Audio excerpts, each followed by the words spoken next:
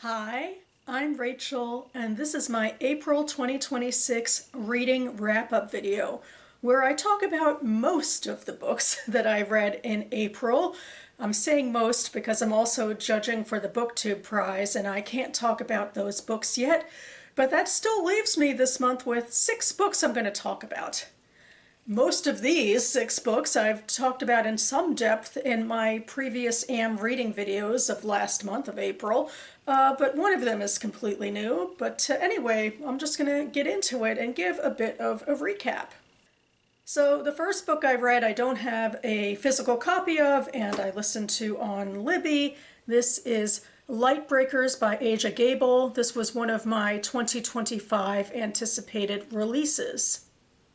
And this was a speculative science fiction book about time travel, somewhat unique, more literary take, I believe, than is the norm.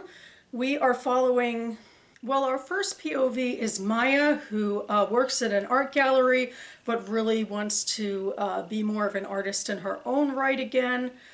She is married to Noah, who is a physicist, and they are in his second marriage. His first marriage broke apart after this really tragic accident when their young daughter, Serena, died. And then we also follow a little bit Noah's ex-wife, Eileen.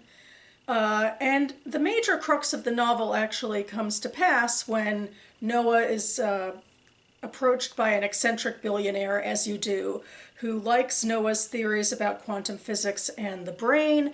And this billionaire is using those theories to make a top secret time machine where the intent is to use quantum physics and the brain to move people back in time in their lives.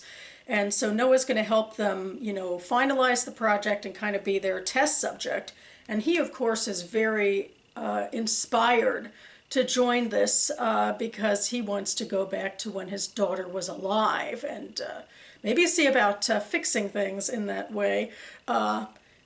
This does drive for a further wedge between him and Maya ultimately, who they move to, this town in Texas and to a house that is very obviously meant, it's built to inspire Noah's feelings of the past. It mirrors the house he used to live in, and he's, sworn to secrecy in his work, so he and Maya are growing apart, and she is actually becoming more aware of the environmental impacts that, this facility is having on the local area surrounding them, and is dealing with her own frustrations about, wanting her own child that, Noah isn't giving her, and her own sort of, feelings from the past, her regrets, about paths not taken. So really, in large part, this is a novel that's about time travel more as a metaphor about the ways that we go back in our lives and try to relive things or redo things.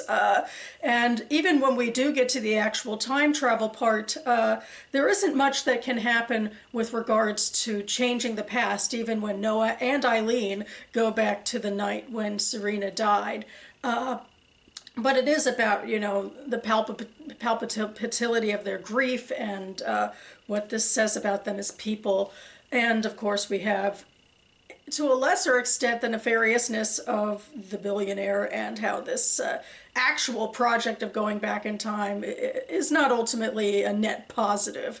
But it is sort of a net positive in a way in terms of therapy and bringing sort of Noah and Eileen into the present again, and Noah and Maya are able to reconnect. Next, I read Happy New Year's by Maya Arad, which is another one of my 2025 anticipated releases, and I think it is actually my favorite read of the month. This also has a lot to do with memory in a way, although we don't do real time travel or any sort of technical time travel in this novel. It is an epistolary novel. It is told entirely in letters that are sent by the protagonist, Leia, to an old cohort of friends from her college years. So the letters start around 1966 and end around 2016. So it covers a large swath of world history, as it were. And Leia is an Israeli expat who in the 60s moves to the United States to become a teacher. And then, you know, although part of her always thinks she'll return to Israel and make some endeavors to do that, she actually does live the rest of her life in the States, following different careers, having different husbands, and having 2 sons.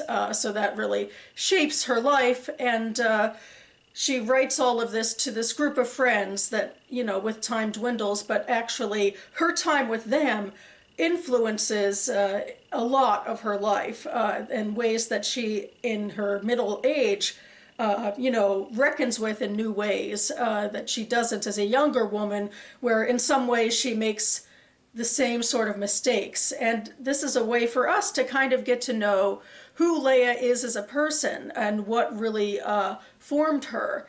And I just really fell for trying to understand what this woman, this very unreliable narrator, was going through in her life, what she was chasing, and ultimately, as she gains a little more self-awareness with time, why she made the choices she did. And so I think it just is a nuanced character study where you get to see how, you know, this unfurls with the unfurling of this woman's life. And it's just very thoughtful literary fiction in that way. And, you know, it's my second, well, novel. I guess technically I read a series of novellas by Maya Arad that was also translated from the Hebrew by Jessica Cohen. And now this is a novel, an epistolary novel, and I've enjoyed both of them. Next, I read The Director by Daniel Kehlmann, which was translated from the German by Ross Benjamin. I believe it is still on the long list for the International Booker Prize, unless I've fallen off the wagon of keeping on top of prize news. Maybe it's the short list. Did I say long list? Anyway, I read this not because I'm following that prize necessarily, but because this was the choice for my Synagogue Sisterhood book club, which was very, I think, apropos for our book club, which is in large part comprised of the generation of Holocaust survivor children, and in fact many of them are explicitly Holocaust survivor children, and this novel very much is about the impact of the Holocaust and of World War II. It is a fictionalized story where we're following a real-life Austrian director, G.W. Pabst, who actually had the opportunity and actually lived in Hollywood for a while, having escaped the Nazis at the very beginning of their reign. But he's dissatisfied and also courted by the Third Reich to return home. And he makes that bargain thinking that he can be an artist without actually actively taking part in the regime. Fast forward to the end of the book where he is using concentration camp prisoners in his movies as extras to save on costs and time and that sort of thing. It's not as straightforward a narrative as all of that because we're following other characters as well in his orbit, and there's a lot in here that gives the impact on his family, his wife and his son, who they might have been in America versus what they actually turned out to be or had to endure in, you know, Nazi territory. Particularly, you know, his wife is stifled by the fascism surrounding her and can't speak openly. His son ends up joining Hitler Youth and ultimately the army during the war. And then there's just there's some other people around him too that the novel follows to a degree that to some extent I found it relatively disjointed, even though I also appreciated the craft for these moments, especially following the assistant director.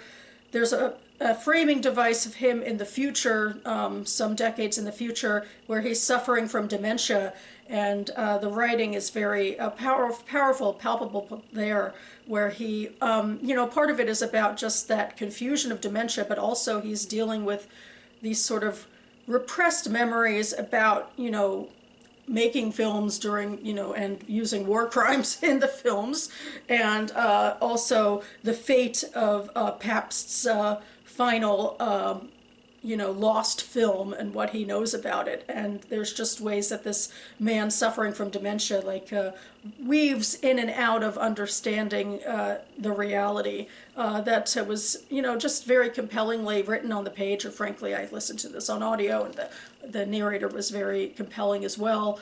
And I also, really liked how they dealt with the dissonance of, working with the concentration camp prisoners. Those parts of the book stood out to me the most, but I also did myself find this telling a little disjointed. Next, I've read Requiem and Other Poems by Aharon Shabtai, which was translated from the Hebrew by Peter Cole. I made a whole video about this book in honor of National Poetry Month. Mostly I went in just to read and discuss some of the poems in the collection. For a broader sort of, summary of my take on these poems, I was most drawn to the poems where Shabtai was really grappling with the aftermath of October 7th and the war, his quest for peace, and his deep criticisms of the Israeli state's response to the war and the animus toward Palestinians as a whole. Those jumped out to me in part maybe because we were on a wavelength. The other poems, especially, including his titular poem, which was this long 100+ stanza poem where he is looking back at these snippets of his past in Tel Aviv of the British Mandate of Palestine. And then in his third section where he's the old man, confronting death and debating being forgotten or putting down the pen and giving up, this burden in a way versus his legacy. Those ones didn't speak to me as much, and it might be partially personal bias, but I couldn't connect to those ones quite as much. But certainly the October 7th, post-October 7, post-war poems gave me a lot to chew with and some really visceral imagery. Moving on, I read What You Do to Me by Rochelle B. Weinstein for my Buzzwordathon cover pick. I'm taking part in that readathon and using my Raid the Shelves big TBR that I did back last summer, where I gathered a lot of books from the Jewish Book Council's Raid the Shelves event. Anyway, this is the sort of contemporary upmarket fiction that I keep putting onto my list whenever I see it on the Jewish Book Council. I'm like, oh, there's Jewish, elements to this story, so why not put it on? But this genre rarely appeals to me, and this was definitely my least favorite book of the month. We are mostly in two timelines in this story. Cecilia James is our main character. She is an up-and-coming writer in the 1990s, working for Rolling Stone, and has this innate love of music that's in part passed on by her father, but her father she sees as this man who abandoned her and her mother, and then her mother died, and so her father is very much a boogeyman in her life, even though he's trying to get back in contact with her. Meanwhile, she's moving on and is, chasing the goal of becoming a writer in her own right, because she started being more of a copy editor. So she's chasing down leads, which is to the detriment of her relationship with her boyfriend, Pete, I think. And so they're about to go on a cruise. She, has this, flub up at work. She ends up being late, arrives when the boat is, sailing away, and he calls to break off that relationship. This does give her the time to chase down this sudden lead that fell into her lap regarding the song What You Do to Me, which is actually a fictionalized version of a real song from the 2000s called Hey There Delilah. In this fictionalized version, the influence comes to the writer Eddie V and songwriter Eddie V, based on a relationship and a romance he had starting in his teens in the late 1970s. He's a Latino boy living in Miami, and he meets up with a Jewish girl named Sarah, who's part of this sort of modern Orthodox, I suppose, community that vacations there. And she, of course, is supposed to maintain, stay in her community, stay in her lane, but instead she falls hard for this, hunky musician boy who's into her as well. So he's writing the song about her, and they're trying to, just, say screw Sarah's parents and we're going to go forward into the future together. But that doesn't work out, and they have a horrible sort of falling out. And Cecilia becomes privy to the story. She tries to track down Eddie, and then tries to track down who Sarita is, and track her down as well, and ends up basically being a matchmaker for these two people that after all these years still are very much in love and can have their love story renewed. And meanwhile, they're encouraging her, of course, to, do whatever she can to make amends with Pete. And then on top of all of that, because she and Pete break up, Cecilia has no choice but to move in with her father. And she starts to learn the truth that her mother actually was not the saint that Cecilia remembered her as, but actually she had a severe drinking problem, and the whole reason Cecilia doesn't drive, she realizes, is because she was in a horrible accident with her mother, and that her father left because her mother was just so unstable, and he tried unsuccessfully to bring Cecilia along, and now he's trying to, be there for her now. So, there's that happy ending. But the reason, well, mostly happy ending, then there's this weird framing incident in the 2020s about Cecilia taking an award for Rolling Stone, and it turns out that Pete died, and I'm just not sure. I know I'm probably spoiling a lot, but anyway, but I didn't like that part of the book. I'm like, it just broke the rhythm, and I'm not sure why it was necessary. But the whole book was so exposition heavy. Everything was telegraphed about what we were supposed to think and feel about these characters. So very little of it on the page really drew me in and compelled me to keep reading, because I just thought that the writing was pretty pedestrian, and so that lowered a lot of the stakes for me in this telling. And the final book I read this month, or, well, technically I started at the very end of April, read most of it in May, and so I haven't talked about this book at all on this channel yet, really, is This Could Hurt by Jillian Medoff. This was one of my top of the Goodreads picks, meaning it's been on my Goodreads TBR for so long that it made it to the top of the list, and I have a resolution to skim, those top books off.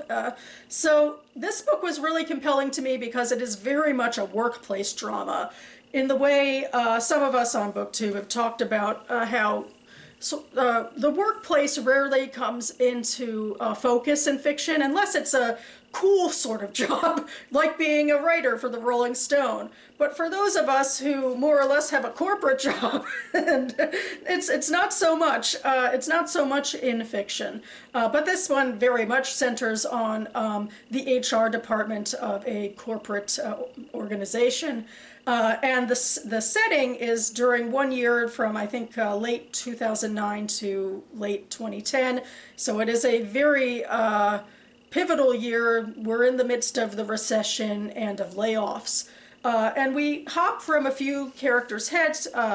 We start with Rosa. She is the 60-something, 65-year-old head of HR, and her major impetus is to save her staff as much as she can from layoffs, and she really invests in people and wants to keep them safe, and wants to make sure that she makes them the most productive and useful workers that she can, but also make sure they have a job, which can be difficult to do. Then we follow some of her underlings around, mostly people in their 40s and 30s who are in charge of various aspects of HR, and are struggling a bit with, both their professional and personal lives. We have Lucy, who actually is going to be the number 2 for Rosa's job, and is a very driven woman, and also in her 40s is realizing that she is unmarried and, feeling discontent that that part of her, life with marriage and kids never came off the ground. She also just generally is a bit more distant and has a much sort of different take than Rosa about how to interact with people. She's less giving in a way, although in the novel she kind of learns to be more giving, because one of the major things that also happens in this novel beyond the recession is that Rosa suffers a stroke, and her impairment is her faculties are severely impaired. but she doesn't want to give up her job because her job is such a big part of who she is as a person. And also, her staff doesn't want to give up on her, and there's concerns about, when she could retire to get the full, benefit of her pension, and even her boss, who in other ways can kind of, be distant and, treat people more like data points. He does also kind of want to look after her at least. So Lucy is secretly kind of running a bunch of things for Rosa as her faculties diminish throughout this book. And so we're also following Leo, who is this gay man who also is struggling in the love department and in the health department. Like, he's sort of eating through his feelings and not sticking to a diet. And he also is sort of very put upon by the department and, really goes above and beyond for his job, especially in very personal ways when Rosa is in need. And so he's trying to live an authentic life, which can be hard to do in corporate America sometimes. We're following Kenny, who's younger, he's in his 30s, and he kind of sees himself as too good for this job and is trying basically to springboard into another job until he realizes that's not going to work easily, and his own relationship is in flux a bit with his wife as he's realizing that, they might want different things. And then there's Rob, who is, he's the ostensibly Jewish character in this, and maybe the least likable character because he really coasts along and contributes the least and is very self-absorbed, really ripe for layoff. And he does ultimately, have a light bulb moment late in the story. All of these characters really do, where they can change their ways. And that way, I think some of those light bulb moments are a little too fast for me, and some of these changes feel a little too fast. But ultimately, I was just really taken with this, as somebody who, works in middle management, and, there's that push and pull between, your work life and your personal life and your career goals and how to reach them, and who you are as a person, and when all of these obligations can be so pushed together at all times, and then dealing with the recession, which back in that day I actually was also laid off from a job for that very same reason. So that I was, a younger person in those days, and now actually I am in my, my 40s. So I'm more in line in a way with the age of many of these characters. And it's interesting too, this book was written in 2018, and telecommuting comes up a bit about how unfashionable it is, but people are starting to gun for it. And of course, Medoff has no idea by this point, how much COVID and the pandemic, really restructured the workplace in later years. But it really is a lot of this still is very true, I think, to the culture of working for a corporation and working in management like this. So yeah, I really I liked it. You have to like unlikable characters to like this book, definitely, but I feel like for those of us who live a similar sort of life, maybe we can extend some sort of empathy to these characters enough to see where their stories take them, and where this particularly difficult year in terms of Rosa's illness, who's their, mentor, and also the recession, how these really impact their lives. So yeah, I think I ended on a bit of a strong note. And that about covers it for me now. I will leave the Goodreads links for all of these books listed down below in case you would like some more information. But time keeps moving on. I know a lot of these books talk about time in various ways and are very aware of time. And I'm also very aware of time as we are trundling more into May, and it's already time for my first AM reading update, provided I can read enough to update you with something. But, if I want to do my usual schedule, chop chop. Anyway, overall, I think April was a pretty good reading month for me, and up from March, so hopefully good things will continue into the future. And how did you feel about your April reading? Was it a good month for you? Were there ups and downs? Was it, I'd love to hear, more about your reading. And in the meantime, thanks so much everyone for watching, and I'll see you next time.